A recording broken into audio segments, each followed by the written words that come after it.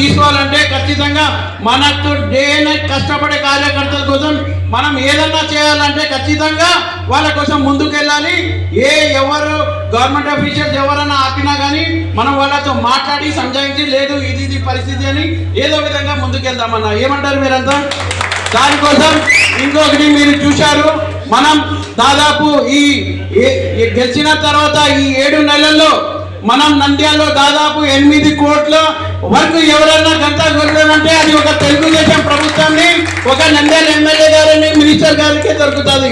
ఎందుకంటే మీరు చూశారు నంద్యాల టౌన్ కానీ, నంద్యాల మండలం కానీ, గోస్పాడు మండలం కానీ ఎప్పుడు లేని విధంగా ఇన్ని వర్క్ శాంక్షన్ చేసినారు, ఇన్ని రోడ్డు శాంక్షన్ చేసినారంటే ఆ ఘనత ఒక చంద్రబాబు నాయుడు గారికి, ఒక తెలుగుదేశం ప్రభుత్వంకే దొరుకుతుందని కోరుకుంటూ, ఇంకా మనం ఈ 5 సంవత్సరాలు మీరు మాకు అవకాశం ఇచ్చినారు. ఖచ్చితంగా ఈ 5 సంవత్సరాలు ఖచ్చితంగా మనం మీకోసమే పనిచేస్తాం, మీకోసమే ఉన్నాం.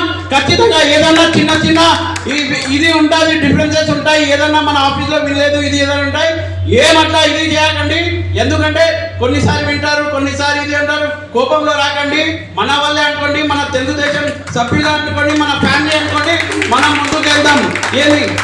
ఎందుకంటే చాలా మంది ఉన్నారు, ఫారూక్ గారు వెనకలే ఉన్నారు, ఇది చేస్తున్నారు అది చేస్తున్నారు, ఫిరోజ్ ఇది చేస్తున్నాడు అది చేస్తున్నాడు కానీ ఇవి అన్నా మనం పట్టించుకోం. ఇదంతా పట్టించుకోలేము, అన్నం కూడా తినలేం. ఏదన్నా మనం కార్యకర్తల కోసమే ఉన్నాం, కార్యకర్తల కోసమే ముందుకు వెళ్తాం. జై హింద్, జై తెలుగుదేశం.